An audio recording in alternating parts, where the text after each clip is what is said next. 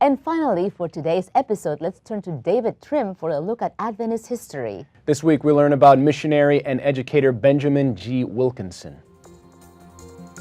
This week in Adventist history, we look at one career of international and varied service. On January 25, 1968, after 56 years of service as pastor, educator, and administrator, Benjamin G. Wilkinson passed to his rest in Tacoma Park at the age of 95. Born in Ontario, Canada in 1872, he studied at Battle Creek College before entering ministry in 1892. But then, unusual among Adventists in this era, Wilkinson completed a BA degree at the University of Michigan.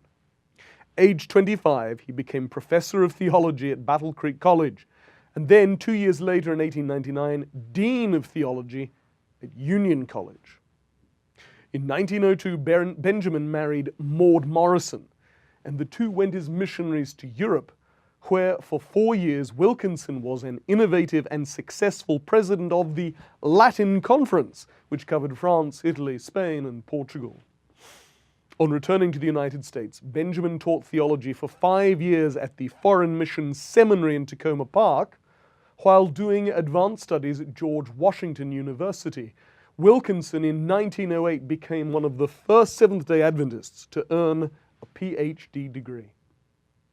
Despite seeming set for a scholarly career, in 1909 he was elected president of the Columbia Union Conference, a position he held for more than 10 years.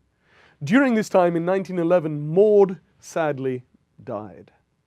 In 1914, Benjamin was remarried to Dorothy Harris, and Dorothy supported him 7 years later in mission service in Haiti.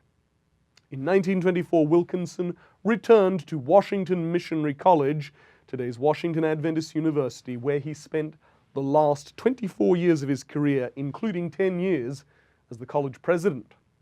Throughout his career, he was a popular camp meeting speaker and prolific author.